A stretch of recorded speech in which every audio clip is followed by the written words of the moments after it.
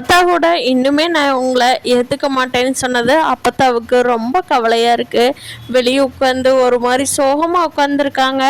அப்போ தமிழோட அம்மா அப்பா வந்து, என்ன பாட்டிமா இப்படி உட்காந்துக்கிட்டீங்க அப்படின்னு கேட்கவும், பாருப்பா இன்னும் கூட என்னை ஏற்றுக்க மாட்டேன்னு சொல்கிறா, பழசெல்லாம் மன்னிக்க மாட்டேன்னு சொல்கிறா, எனக்கு எவ்வளோ கஷ்டமாக இருக்குது தெரியுமா அப்படின்னு சொல்லி தமிழ் சொன்னதை சொல்லி வருத்தப்படுறாங்க அப்பத்தா. அப்போது கவலைப்படாதீங்க, சீக்கிரமாக நம்ம தமிழை ஏற்றுக்குவாங்களே, ரொம்ப நல்ல பொண்ணு, அவங்களோட சூழ்நிலையை புரிஞ்சுக்குவா. ஒரு தாயா எந்த குழந்தைய தான் விட்டுட்டு இருந்தா யாருக்கு தான் மனசு வரும் சொல்லுங்கள், அவள் பேசுகிறதுலேயும் ஒரு நியாயம் இருக்குது தானே அப்படின்னு சொல்லவும், ஆமாப்பா அப்படின்னு சொல்லி இங்கே பாட்டி ஒரு பக்கம் வெளியே கவலைப்பட்டுட்டு இருக்காங்க. தமிழ் உள்ளே போய் வந்துட்டு, என்னதான் நம்ம இன்னைக்கு அழகரை பார்த்துட்டு வந்தாலும் அவங்க கூட இருக்க முடியலையே, அவனை ஒரு நாள் ஃபுல்லாக கூட நம்ம கூட வச்சிருக்கிறதுக்கு இது இல்லாமல் போயிருச்சே அப்படின்னு சொல்லி தமிழ் ரொம்ப சோகமாக வருத்தப்பட்டுட்டு ரூமில் உட்காந்துருக்காங்க. அப்போ வந்து மீனாட்சி அழுக ஆரம்பிக்கிறா. என்ன பால் கொடுத்தாலும் அழுகிறது நிறுத்தவே இல்லை, என்ன விளையாட்டு காட்டினாலும் அழுகிறது நிறுத்தவே இல்லை. சரி நம்ம அழகருக்கு ஃபோன் பண்ணி அழகரை கண்ணில் காட்டினா தான் இவன் அழகாச்சி நிறுத்துவான் அப்படின்னு சொல்லி தமிழ் வந்து சேதுவுக்கு ஃபோன் பண்ணுறாங்க. அப்போது சேது ஃபோனை அட்டன் பண்ணினது வந்து ஐஸ்வர்யா தான் அட்டன் பண்ணுறாங்க. அப்போது தமிழுக்கு ஒரு மாதிரி சங்கட்டமாயிருது.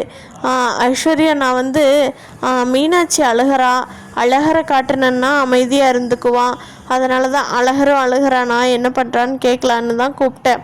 ஆமாம், நான் அவருக்கு ஃபோனுக்கு தானே கூப்பிட்டேன் அப்படிங்கிறப்போ ஐஸ்வர்யா வந்துட்டு, ஆமாம் தமிழ், நாங்கள் வந்து இங்கே வெளியில் வந்திருக்கோம், இன்றைக்கி எனக்கு பர்த்டே இல்லையா, மாமா எனக்கு பிடிச்ச ட்ரெஸ் எல்லாம் வாங்கி கொடுத்து, காலையிலேயே கேக் கட்டிங் பண்ணியாச்சு, எனக்கு பிடிச்ச ட்ரெஸ் எல்லாம் வாங்கி கொடுத்து, இன்னும் என்னென்ன வேணுமோ எல்லாமே வாங்கிக்கோ, சாயந்தரம் வந்து நம்ம ரெஸ்டாரண்ட்டில் சாப்பிட்டு போகலாம் அப்படின்னு சொல்லி சொன்னாங்க. அதனால் நாங்கள் பர்ச்சேஸ் எல்லாம் முடிச்சுட்டு வந்து ஹோட்டலில் உட்காந்து சாப்பிட்டுட்ருக்குறோம், எனக்கு சாப்பாடு வாங்கிட்டு வர்றதுக்காக மாமா போயிருக்காங்க அப்படின்னு சொல்லவும் தமிழ்னால எதுவுமே பேச முடியல. சரி ஐஸ்வர்யா, அப்போ நான் வச்சிட்றேன், நான் வீட்டில் இருப்பீங்களோன்னு சொல்லிட்டு கூப்பிட்டேன் அப்படிங்கிறாங்க. இல்லை தமிழ், நாங்கள் வந்து தனியாக தான் வந்திருக்கோம், வெளியில் குழந்தை வீட்டில் தான் இருக்கான் அப்படின்னு சொல்லவும், சரி நான் ஃபோனை வச்சிட்றேன் தமிழ் அப்படின்னு சொல்லிட்டு ஐஸ்வர்யாவும் வச்சிட்றாங்க. அந்த பக்கமாக தமிழும் ஃபோனை கட் பண்ணிவிட்டு குழந்தையோட அழுகைக்கு மேலேயே நம்ம தமிழோட கண்ணில் இருந்து கண்ணீர் வந்துக்கிட்டு இருக்கு. அடுத்து என்ன பண்ணலாம் அப்படிங்கிற மாதிரி, என்ன தான் புருஷனுக்கு கல்யாணம் ஆயிடுச்சுங்கிறத ஒத்துக்கிட்டாலும் அவளை மட்டும் கூட்டிகிட்டு போய் எப்படி பார்த்துக்கிறாருன்னு நினைக்கிறப்போ எந்த பொண்ணுக்கு தான் கஷ்டமாக இருக்காது. ஐஸ்வர்யாவோட சேர்ந்து சேது வெளியிலலாம் சாப்பிட்டு ரொம்ப மிட் நைட்டு தான் வீட்டுக்கு வர்றாங்க.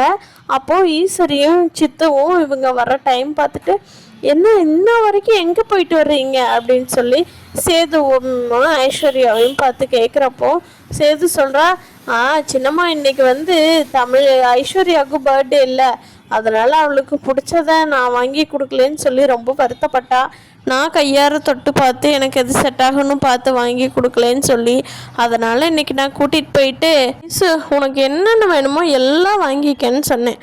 ஒரே ஒரு புடவை 200 ரூபாய்க்கு எடுத்துகிட்டு அதுவே போதுன்னு சொல்லிட்டா. பாருங்க சின்னம்மா, இவளுக்கு எவ்வளோ பெரிய மனசுன்னு, பர்த்டே அதுமா நல்ல ட்ரெஸ் எடுத்துக்கலான்னு சொன்னால் எனக்கு இதுவே போதும், இதுவே உங்கள் கையால் கிடைக்கிறது பெஸ்ட்டு அப்படின்னு சொல்லி நம்மளே புகழ்ந்துட்டுருக்கான் சின்னம்மா. சரி ஐஸ்வர்யா, சின்னம்மாவுக்கு ட்ரெஸ் எல்லாம் காட்டிட்டு அப்புறம் நீ வந்து படுத்துங்க, நான் போய் தூங்குறேன், அழகரை போய் பார்த்துட்டு நான் போய் தூங்குறேன் அப்படின்னு சொல்லிட்டு சேது போயிடுறாரு. போய் அழகரை பார்க்குறாரு. அழகர் வந்து நல்லா தூங்கிட்டுருக்கா. கருப்பு கிட்ட, என்ன அழகர் கம்முன்னு தூங்கிட்டேனா சேட்டை பண்ணாமல் அப்படின்னு கேட்குறாங்க. கருப்பு தான் அப்போ குழந்தைய பார்த்துட்ருக்காங்க. அப்போ கருப்பு சொல்கிறாங்க, ஆமாம் அழகர் எங்கே தூங்குனா, ஒரே அழுக ஒரே அடம், பால் குடிக்க மாட்டேன்னு சொல்லி பயங்கரமாக சேட்டை பண்ணிட்டான், போங்க எனக்கு எப்படி சமாளிக்கிறேன்னே தெரில, எப்படியோ கடைசியாக இப்போ தான் படுத்து நல்லா தூங்கிட்டு இருக்கான் அப்படின்னு சொல்லி, ஐயோ தங்கம் ரொம்ப சேட்டை பண்ணிட்டீங்களா மாமாட்ட அப்படின்னு சொல்லி அழகரை கொஞ்சம் போகிறாங்க சேது. அப்போது கருப்பு சொல்கிறாங்க, மாப்பிள்ளை நான் இப்போ தான் தூங்க வச்சிருக்கிறேன், நீ திருப்பி எழுப்பி விட்டுறாத, போய் தூங்கு போ அப்படின்னு சொல்லி அனுப்பி வைக்கவும் சேது, சரி குழந்தையெல்லாம் எழுப்ப மாட்டேன் அப்படின்னு சொல்லிட்டு சேதுவும் தன்னோட ரூமுக்கு ட்ரெஸ் மாற்ற போயிடுறாரு. அப்போது ஐஸ்வர்யா வந்து இங்கே ஈஸ்வரிக்கிட்டேயும் சித்துக்கிட்டேயும் மாமா எனக்கு உங்களை ட்ரெஸ் வாங்கி கொடுக்க சொன்னால் உங்களுக்கான பர்ச்சேஸ் பண்ணிட்டு வந்துட்டிங்களா என் பேரை சொல்லி அப்படின்னு சொல்லி சித்து கிட்ட கேட்குறாங்க ஐஸ்வர்யா. அதுக்கு சித்து சொல்கிறாங்க, ஆமாம் எனக்கு கொஞ்சம் வாங்கணும், நான் சொல்லிட்டேனே எங்கள் காசு பே பண்ணிடுறோம், ஐஸ்வர்யாவுக்கு வாங்குறப்போ எனக்கும் வாங்கணும், காசு பே பண்ணுறேன்னு சொன்னப்போ சேது தான் வேண்டான்னு சொன்னதுனால தான் அம்மா கொடுக்கல அப்படின்னு சொல்லி சித்து சொல்லும். நீங்கள் உங்களுக்காகத்தான் முக்கால்வாசி பர்ச்சேஸ் பண்ணிங்கன்னு மாமாவுக்கு தெரியாதுல்ல, ஏதோ கொஞ்சம் வாங்கியிருப்பீங்கன்னு நினச்சிருப்பாரு அப்படிங்கவும், என்ன ஐஸ்வர்யா பழமையெல்லாம் ஒரு மாதிரி போகுது, உன்னை சேது கூட சேர்த்து வைக்க நினச்சதே நாங்கள் தான், சேர்த்து வச்சிருக்கிறதே நாங்கள் தான், நீ என்ன எங்களை ஏதோ யாரோ மாதிரி பேசுகிற அப்படிங்கும். அப்படியெல்லாம் பேசலையே, நடந்தது என்னன்னு தெரிஞ்சுக்கிறதுக்காகத்தானே கேட்டேன். இன்றைக்கி போய் என் பர்த்டே முடியறதுக்குள்ளேயே மாமா எனக்கு ரொம்ப பிடிச்சதாக வாங்கி கொடுத்ததுலேயே எனக்கு ரொம்ப சந்தோஷம், இந்தாங்க உங்கள்கிட்ட காட்டிகிட்டு வர சொன்னார், எப்படி இருக்குன்னு பாருங்கள் அப்படிங்கவும் சித்துவும் ஈஸ்வரியும் வாங்கி பாட்டு, ஐயோ இது என்ன குவாலிட்டியே இல்லாமல் இருக்குது, எங்கேயோ ரோட்டில் எடுத்துகிட்டு வந்த மாதிரி இருக்குது அப்படிங்கிறாங்க. ஆமாம் ரோட்டோர கடையில் தான் வாங்கிட்டு இருந்தோம் ஒரு தாத்தாட்ட அப்படின்னு சொல்கிறாங்க ஐஸ்வர்யா. என்னம்மா நீ இவ்வளோ சீப்பாவா ட்ரெஸ் வாங்குவ, இதெல்லாம் சீக்கிரமாக இதாயிரும், இதை போய் யாராவது வாங்குவாங்களா பணக்கார வீட்டு பொண்ணு அப்படின்னு சொல்லி சொல்லவும் ஐஸ்வர்யா இருந்துட்டு, அப்படியெல்லாம் ஒன்றும் இல்லையே, இந்த ட்ரெஸ் அழகாக இருக்கே அதனால தான் வாங்கிட்டு வந்தேன் அப்படின்னு சொல்லி ஐஸ்வர்யா சொல்லவும் சித்து இருந்துட்டு, ஐயே என்னம்மா இவ அப்படின்னு சொல்லி ரெண்டு பேரும் மாற்றி மாற்றி பேசிக்கிறாங்க. அப்போ ஐஸ்வர்யா சரி நாங்கள் என் ரூமுக்கு போகிறேன் அப்படின்னு சொல்லிட்டு ஐஸ்வர்யா தன்னோட ரூமுக்கு போய் புடவையெல்லாம் மாற்றிட்டு சேது எடுத்து கொடுத்த ட்ரெஸ்ஸை போட்டுக்கிட்டு வெளியே வர்றாங்க. சேதுக்கிட்ட ஐஸ்வர்யா போய் ரொம்ப பக்கத்தில் நெருங்கி நிற்கிறாங்க. மாமா இந்த ட்ரெஸ் எனக்கு எப்படி இருக்குது அப்படிங்கிறாங்க. என்ன ஐஸ்வர்யா அதுக்குள்ளே போட்டுட்டு வந்துட்டியா, இந்த ட்ரெஸ்ஸு உனக்குன்னே செஞ்ச மாதிரி இருக்குது.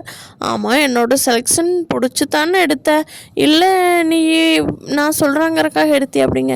இல்லை மாமா நீங்கள் சொன்னதும் நல்லா இருந்தது, அதுக்காகத்தானே நான் இதை எடுத்தேன் அப்படிங்கிறாங்க. அப்போது ஐஸ்வர்யா ரொம்ப பக்கத்தில் சேது பக்கத்தில் நெருங்கி போய் நிற்கிறாங்க. சேதுக்கு அப்போ வரைக்கும் எதுவும் தெரியல, ரொம்ப நார்மலாக தான் பேசிகிட்ருக்காரு. அப்புறம் ஐஸ்வர்யா வந்துட்டு, மாமா நான் உங்களுக்கு ஒன்று கொடுப்பேன் ஏற்றுக்குவீங்களா அப்படிங்க.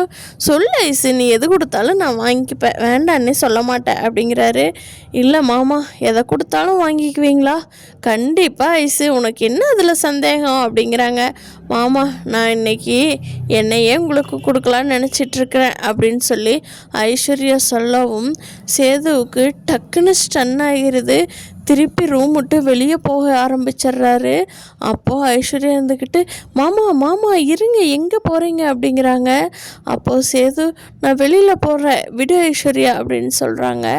மாமா எதுக்கு இப்படி பதறீங்க, நம்ம ரெண்டு பேர்த்துக்கு தானே எல்லாரும் கல்யாணம் ஆயிடுச்சுங்கிறது எல்லாத்துக்கும் தெரியும் தானே, நீங்கள் என்ன புதுசாக எப்படி பண்ணுறீங்க அப்படிங்கவும், ஐஸ்வர்யா இங்கே பார் இதுக்கு என்கிட்ட பதில் எல்லாம் எதுவும் எதிர்பார்க்காத, எனக்கு இப்போது எதுவும் பிடிக்கல, நான் இப்போது போய் தூங்குறேன், நான் அழகரை நல்லா பார்த்துக்கணும், இப்போ தூங்குறேன்னா தான் அழகரை பார்த்துக்கவே முடியும் அப்படின்னு சொல்லிட்டு சேது வெளியில் போயிடுறாரு. சேதுக்கும் ஐஸ்வர்யாவுக்கும் அடுத்தடுத்து என்ன நடக்க போகுது அப்படிங்கிறத இனி அடுத்து வரப்போகிற எபிசோடில் பார்க்கலாம். இந்த வீடியோ பிடிச்சிருந்தால் லைக் பண்ணிவிட்டு நம்ம சேனல் இன்னும் சப்ஸ்கிரைப் பண்ணாதவங்க கண்டிப்பாக சப்ஸ்கிரைப் பண்ணிக்கோங்க. தேங்க்யூ.